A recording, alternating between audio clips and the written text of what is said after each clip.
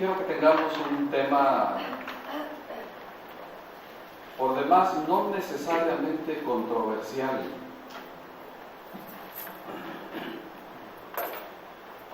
El día de Halloween, prácticamente víspera del Día de Todos los Santos, o también llamado el siguiente día del primero de los Santos Inocentes, y luego Día de Todos los Santos, 31 de octubre, que es particularmente la antesala de los días de muertos que celebramos o que se celebra aquí en México. Y de alguna manera en las culturas, hermanos, en las culturas siempre va a haber choques, siempre va a haber choques de culturas. Unas culturas no se pueden adaptar a otras y viceversa. Pero de alguna manera, hermanos, el tiempo de Halloween es una práctica de demonios. Yo me pregunto una cosa: ¿a quién tenemos que convencer en esta noche de que Halloween es una práctica de demonios? ¿A quién podemos convencer en esta noche con la palabra de Dios que Halloween es una práctica de demonios? Estamos hablando, hermanos, de que en el tiempo actual nuestra sociedad, inclusive a raíz de tanta información que tenemos a través de las columnas de los periódicos, a través de la televisión y a través del internet, la mayoría de la gente sabe en el tiempo actual que Halloween prácticamente tiene su inicio o tiene su principal objetivo de la fiesta a los demonios o la adoración a los demonios. Esto inclusive lo sabe la gente que no conoce de Cristo. Si usted le hace una pregunta a una persona y le dice: ¿cree usted que Halloween sea una práctica de demonios? Lo va a pensar, pero al final le va a decir que sí, solo que se utiliza para tener un tiempo de compañerismo con los hijos, un tiempo de convivencia y todo esto. Aunque la realidad, hermanos, es que yo no quiero convencer con la palabra del Señor, y aunque puedo hacerlo, pero creo que la mayoría de los que estamos presentes en esta noche entendemos y sabemos que Halloween es una práctica de demonios, ¿cierto? Amén. Independientemente si sepamos todos los textos de la palabra o no los sepamos, independientemente de cualquier cosa, entendemos y comprendemos que efectivamente es una práctica de demonios. A raíz de esto hay mucha información, algunos coinciden en fechas, otros no coinciden en fechas. Algunos dicen que la práctica de lo que actualmente conocemos como Halloween tiene su inicio particularmente hace 3,000 años y otros lo identifican hace 2,000 años. Esto prácticamente, hermanos, fue practicado por los irlandeses, por la sección. Ustedes saben que Irlanda de alguna manera tiene dos choques de culturas. Y las dos culturas que hay en Irlanda es Irlanda del Norte e Irlanda del Sur, que las culturas son católica y protestante, lo que se le llama protestante. Y que particularmente la idea de Halloween, que no se conocía de esa manera, fue practicado por los celtas o por los druidas. Hace 2,000 años o hace 3,000 años, algunos historiadores no se pueden poner de acuerdo sobre esto, pero que prácticamente fue causada o fue motivada por la parte católica, y la parte protestante de alguna manera se mantenía al margen de esas prácticas. Conforme los romanos iban conquistando provincias, según la historia, en el año 43 después de Cristo, Roma conquistó esta provincia de Irlanda.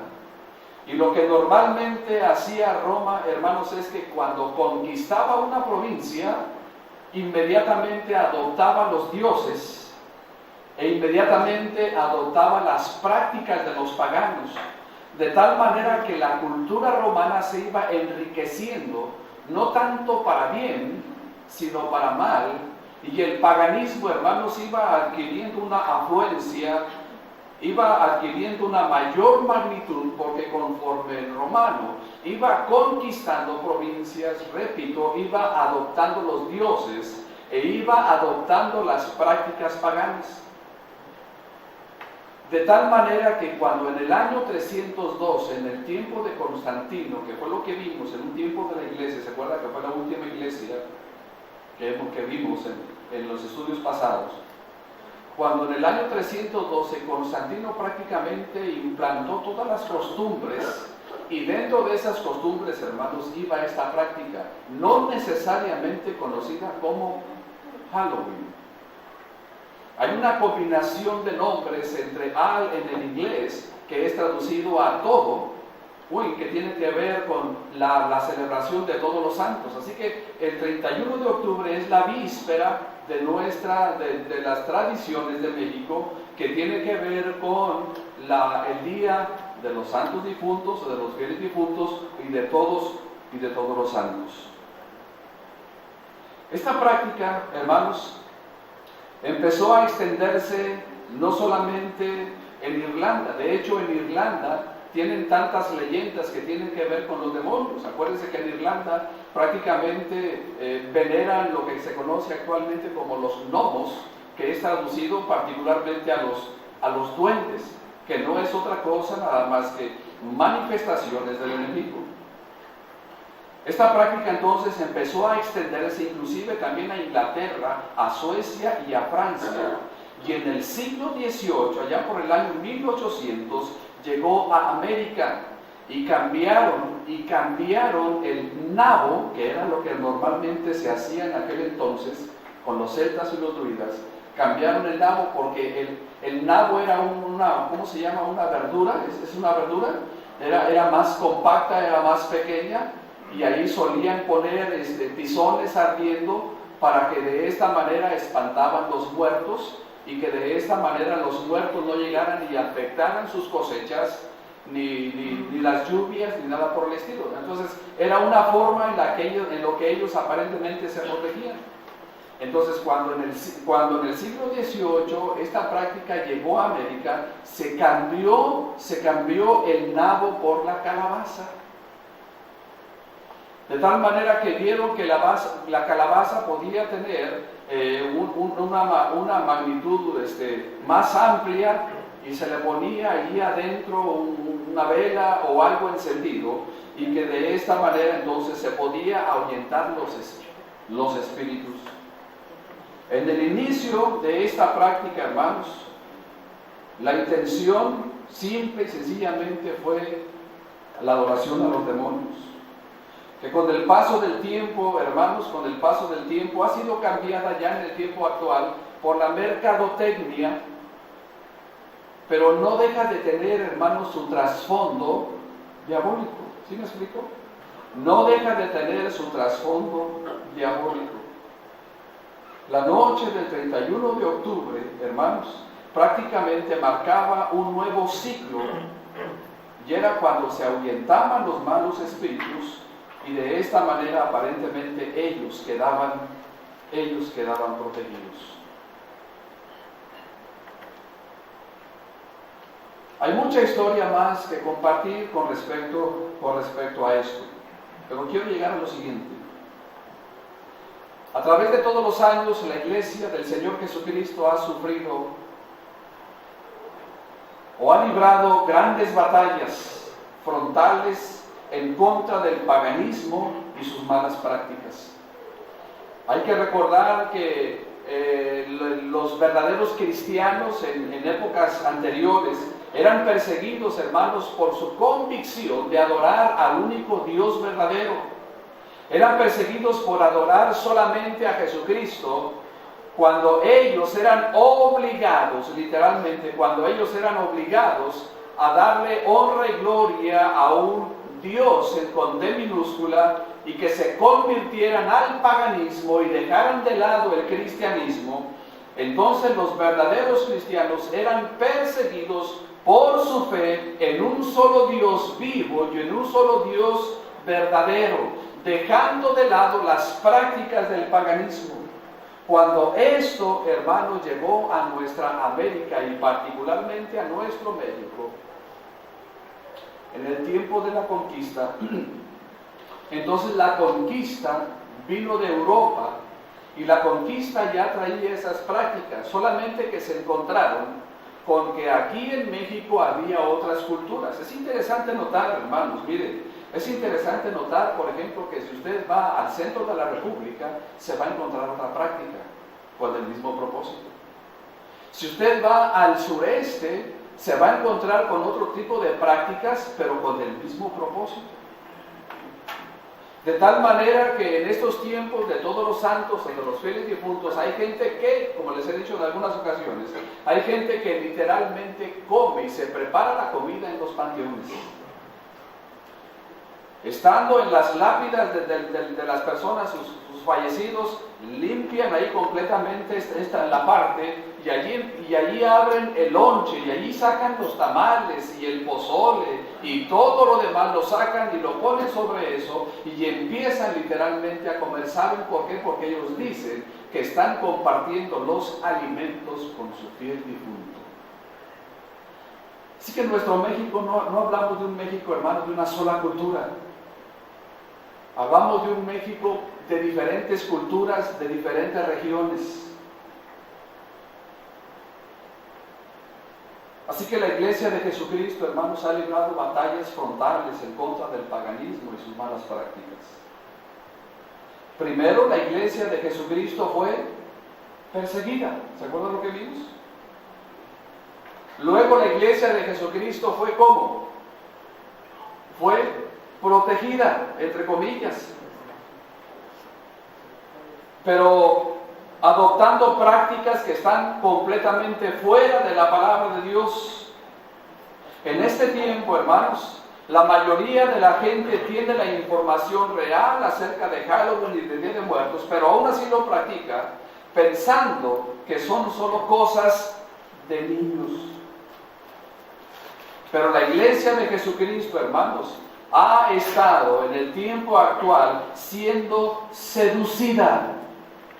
En el tiempo actual, hermanos, la Iglesia de nuestro Señor Jesucristo ha estado siendo acechada, ha estado siendo seducida. ¿Y qué significa, hermanos, seducir? ¿Qué significa realmente ser seducida? El diccionario dice que seducir significa hacer vagar de seguridad, de verdad o de virtud a través del engaño. Eso es lo que dice el diccionario. Seducir, hacer vagar de seguridad, de verdad o virtud a través del engaño. Y el diccionario bíblico dice que seducir significa persuadir a alguien con promesas o engaños para que haga cierta cosa mala o perjudicial. Yo quiero que vaya a Apocalipsis capítulo 2 y versículo 20. Esto lo vimos creo que el domingo pasado. Pero quiero que vaya conmigo a Apocalipsis capítulo 2 para que vea el término seducir. Apocalipsis capítulo 2 y el versículo número 20. Pero tengo unas pocas cosas contra ti. ¿Está conmigo en el versículo 20? Pero tengo unas pocas cosas contra ti, que toleras que esa mujer Jezabel, que se dice profetiza, enseñe, y luego ¿qué dice? Y seduzca a mis siervos, ¿a qué, hermanos? A fornicar y a comer cosas sacrificadas. ¿A quiénes? A los ídolos. Así que aquí está la seducción, hermanos. Y por años, tal vez de una manera muy sutil, pero ahora de una manera tan frontal, la Iglesia del Señor Jesucristo, hermanos, cada vez más y cada vez más ha estado siendo seducida con las artimañas del diablo para que pueda claudicar y para que pueda caer en su fe real y auténtica de la palabra del Señor y abrazar otras ideas que no tienen absolutamente nada que ver con la palabra de Cristo, con la palabra del Señor. Es más, Si usted va conmigo a Ezequiel capítulo 22, es probable que conozca esta porción, pero quiero que vaya conmigo al libro de Ezequiel, capítulo 22. Mire cómo de esta manera está siendo seducido o seducida la iglesia. Aún en tiempos del Antiguo Testamento los hombres de Dios estaban siendo seducidos. La verdadera palabra de Dios. Ezequiel capítulo 22 y en el versículo número 26. ¿Lo tienen?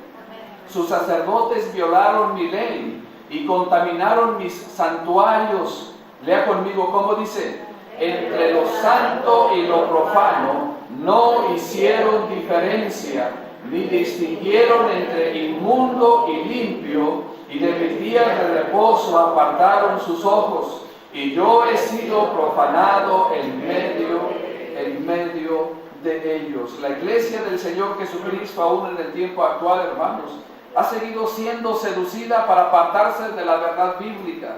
De tal manera, hermanos, que en el tiempo actual hay muy poco discernimiento entre la verdad y la mentira. Y si tal vez en años anteriores esto de alguna manera trataba de atacar frontalmente a la iglesia con sus prácticas, tal pareciera que en el tiempo actual, hermanos, el enemigo ha tomado otro rumbo. Y el rumbo, hermanos, es la seducción. Y el rumbo es la seducción a través del engaño y de la falta de discernimiento entre lo bueno y lo malo. ¿Se ha dado cuenta cómo actualmente la gente a lo bueno le llama malo y a lo malo le llama bueno? ¿Se ha dado cuenta cómo en el tiempo actual ya no hay un discernimiento entre lo santo y lo profano? De tal manera que la gente lo ve como algo normal e inclusive, me atrevo a decir, que hasta muchos de nosotros tal vez vemos algo normal, lo malo como lo bueno.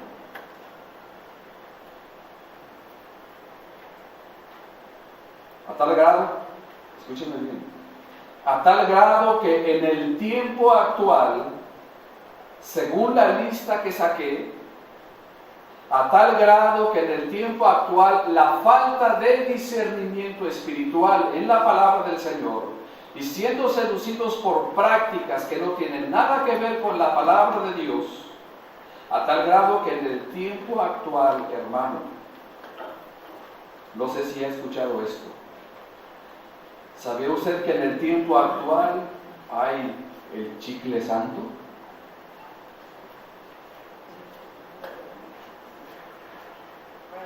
¿Sabía que en el tiempo actual existe la llamada risa santa? Gente que no para de reírse y se revuelca, muchos de ellos hasta pierden la razón y son llevados literalmente con los psiquiatras. Es más, en el tiempo actual hay una corriente que también tienen la silla ungida. Se ponen encima la silla y dicen que esa silla está orada y les protege. Es más, en el tiempo actual hay una leche que se llama la leche ungida de la prosperidad. Los pastores y los predicadores teniendo unos recipientes con leche y la gente viene y les ponen gotas de leche en las manos. De esta manera van a ser prosperados.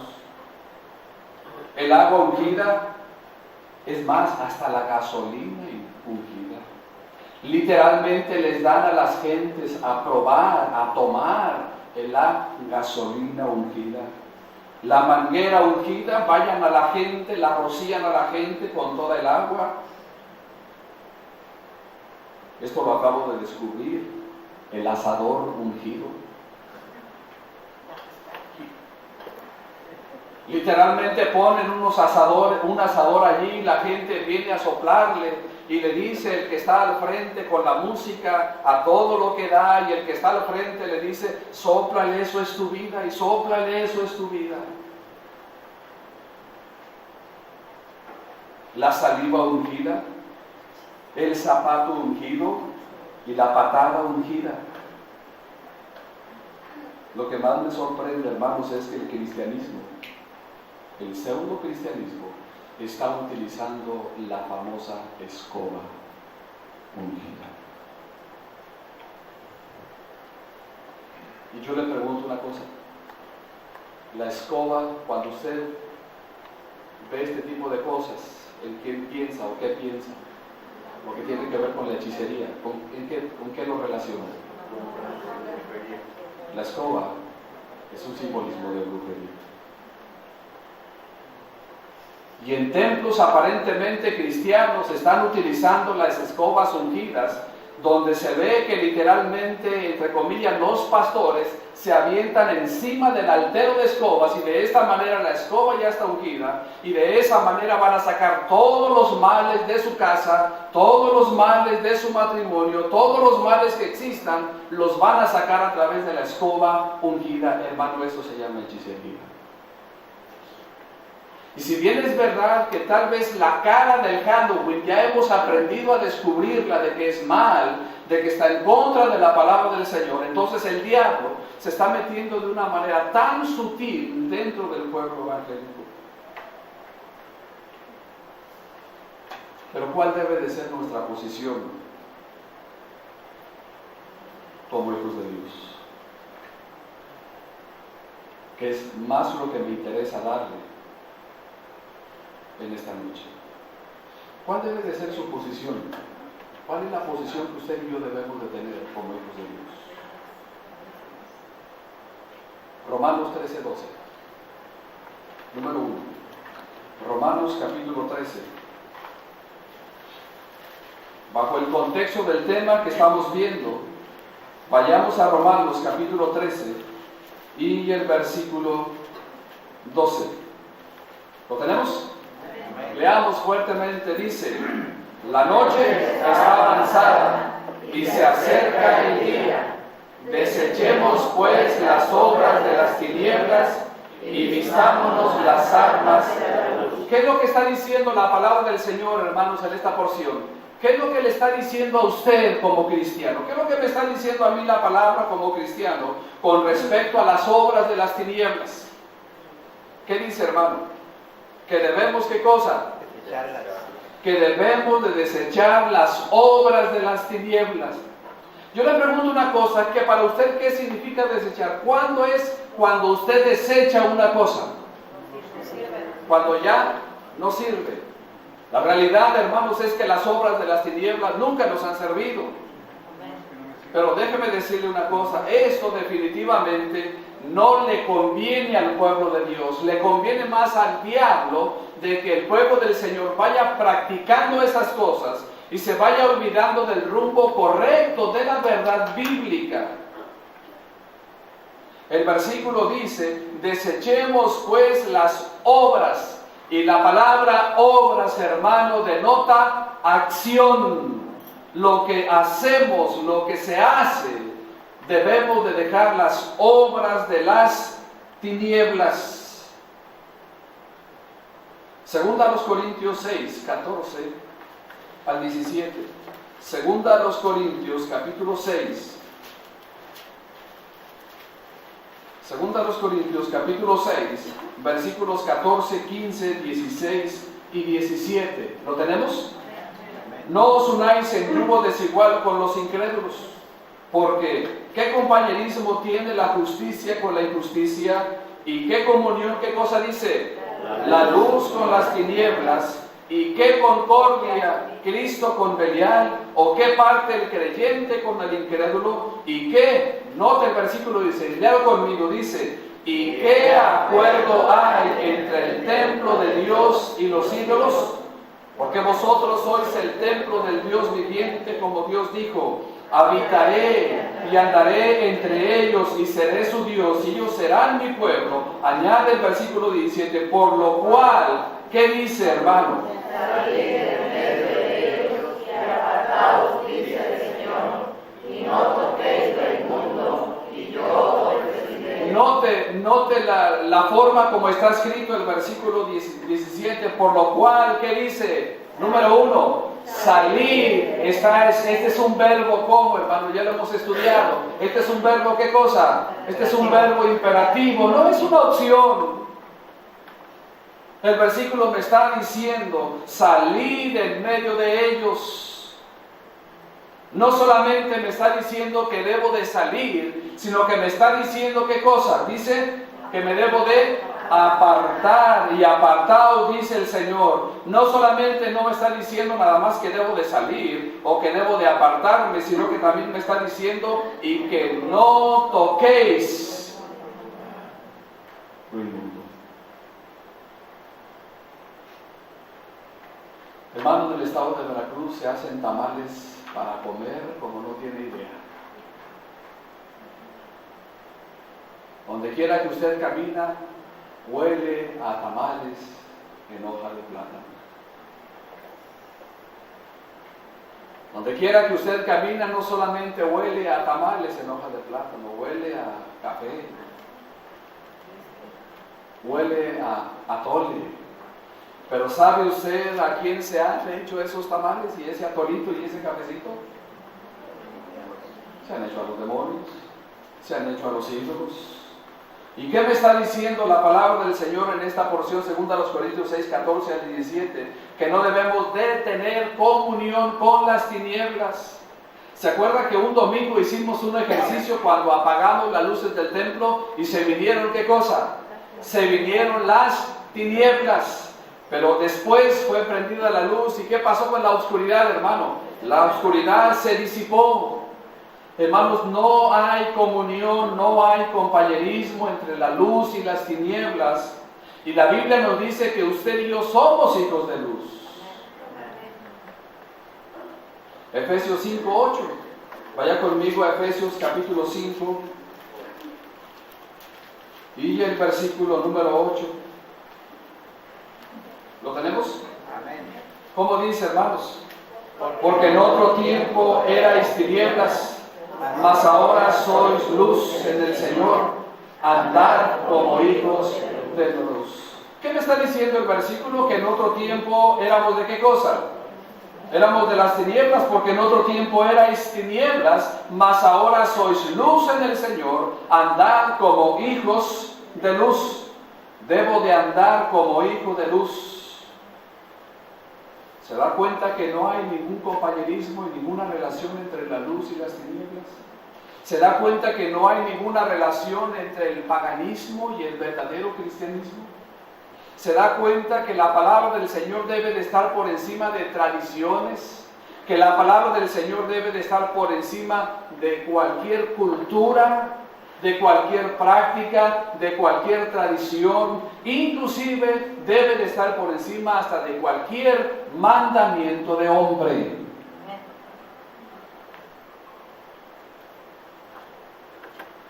En estos días que vienen para adelante, ¿cómo son acosados nuestros hijos a consecuencia de estos días? ¿Verdad que sí? ¿Cómo son acosados nuestros hijos? Y cómo son acosados inclusive hasta los hermanos que tienen su compromiso de escuela y que están en autoridad y sobre todo esto. ¿Cómo son acosados?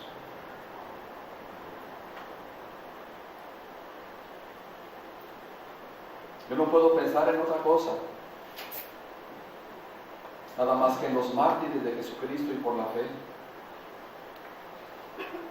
Cómo enfrente de ellos estaba la hoguera, cómo enfrente de ellos, hermanos, literalmente se dice, los historiadores, que algunos literalmente les vaciaban por dentro, les vaciaban plomo derretido para que fuera abriendo todas las partes internas y que al final todo aquello estuviera completamente cocido y luego estallado.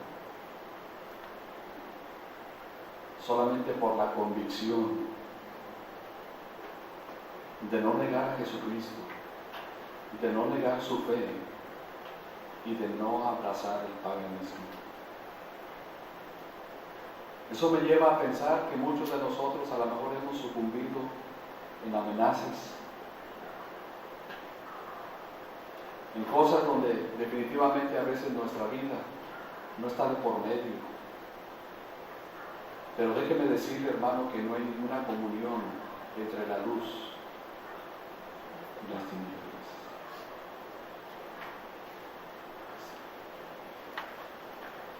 Sería una pena que creyentes, que hijos de Dios, les compren disfraces a sus hijos, para celebrar el día de Halloween. Sería una pena y sería una tristeza que creyentes y que hijos de Dios edifiquen sus altares, los propios patios de su casa. Sería una pena y sería una tristeza ver a creyentes teniendo compañerismo con las tinieblas.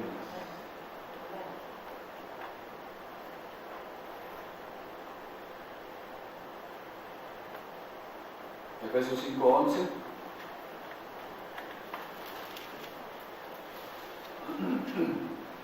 ¿Lo tienen? Y no participéis en las obras infructuosas de las tinieblas, sino más bien. Ahora, mi pregunta es esta, si están conmigo en la clase, ¿cuál es el común denominador de todos los textos que hemos visto? Las tinieblas. En contraposición a la luz. ¿Se da cuenta? El versículo dice, y no participéis en las obras infructuosas. ¿Qué significa infructuosas, hermanos? No sirven. Que prácticamente no sirven. Y no participéis en las obras infructuosas de las tinieblas, sino más bien, ¿qué cosa dice? Reprendedlas. Es un término que se utiliza, hermanos, para apartarse. Es un término que se utiliza también para denunciarlas. Es un término que se utiliza para estar completamente apartados. Primera Tesalonicenses 5, 4 y 5. Primera los Tesalonicenses capítulo 5, versículo 4 y el versículo 5. ¿Lo tenemos? Mas vosotros, hermanos, no estáis en tinieblas para que aquel día os sorprenda como ladrón, porque todos vosotros sois hijos de luz e hijos del día. No somos de la noche ni de las tinieblas. Lea conmigo la última parte del versículo 5. ¿Qué dice, hermanos? No somos de la noche ni de las tinieblas. Hermano, usted y yo no somos de la noche, ni mucho menos de las tinieblas.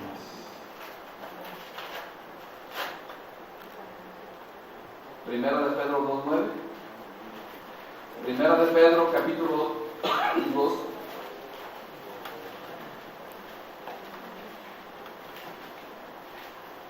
Y el versículo 9. Primera de Pedro 2:9. ¿Lo tenemos? Dice el versículo más: vosotros sois linaje escogido, real sacerdocio, nación santa, pueblo adquirido por Dios, para que anunciéis las virtudes de aquel que os llamó de las tinieblas a su luz admirable. Entonces, ¿de dónde nos llamó Dios? De las tinieblas. Entonces, cuando un creyente, cuando un hijo de Dios practica estas cosas, ¿qué hace? Queriendo volver a dónde? Queriendo volver a las tinieblas. Dios está en contra de todo esto, tanto de Halloween como de muertos,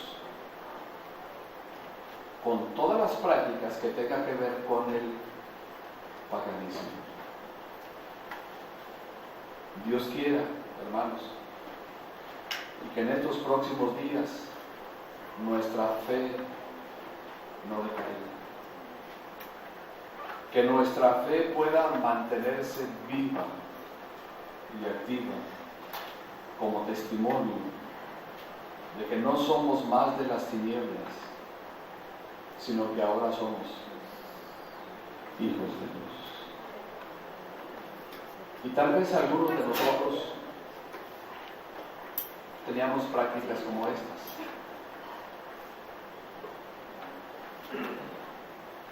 Estas prácticas deben de quedar en el olvido. Amén. Deben de quedar completamente en el olvido. Así como nuestro Dios ya no se acuerda más de nuestros pecados. De esa manera, esas prácticas deben de quedar completamente en el olvido. Ya no somos de las tinieblas, ahora somos hijos de luz. Nuestras prácticas en el tiempo actual deben de honrar y glorificar el nombre del Señor. Yo no sé cuántos de ustedes o cuántos de nosotros practicamos esas cosas antes de convertirnos a Cristo Jesús. Si no, qué bueno, pero si algunos de nosotros también lo practicamos, ¿no? La mayoría de nosotros venimos de esas prácticas y sabemos lo que significa.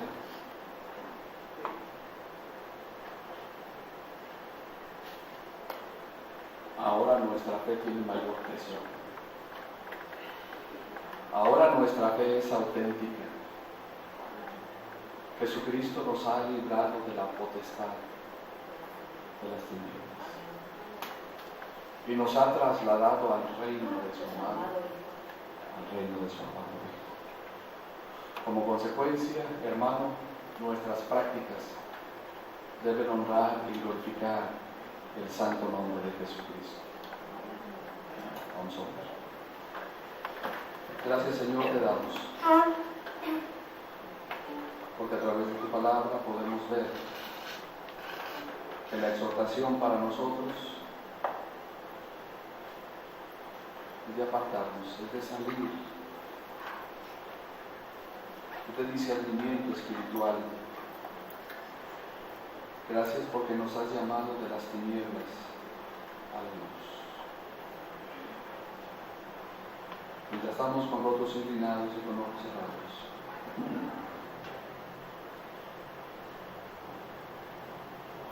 si cree usted que en su trabajo o en su escuela va a tener esta lucha y va a tener esta presión de parte del mundo y de parte del diablo, ¿por qué no le dice al Señor en esta noche: Señor, dame la fuerza y dame el poder en el nombre de Jesús para mantener mi integridad fiel delante de ti en estos días? Dame la fuerza y el poder para hacerlo. Dame discernimiento. Ayúdame a que en estos días mis prácticas te honren y te glorifiquen solamente a ti. ¿Quiere pedírselo al Señor? De Él viene la fuerza, de Él viene el poder. Si quiere hacerlo, póngase de pie para que oremos juntos al Señor. En estos días, Señor, voy a tener lucha, voy a estar sometido a prueba, voy a estar sometido a ideas y a prácticas, pero quiero que tú me des la victoria en el nombre de Jesús. ¿Quién más se pone de pie para que oremos al Señor y le digamos: Señor, dame la victoria? Tú me has sacado de las tinieblas y me has trasladado al reino de luz.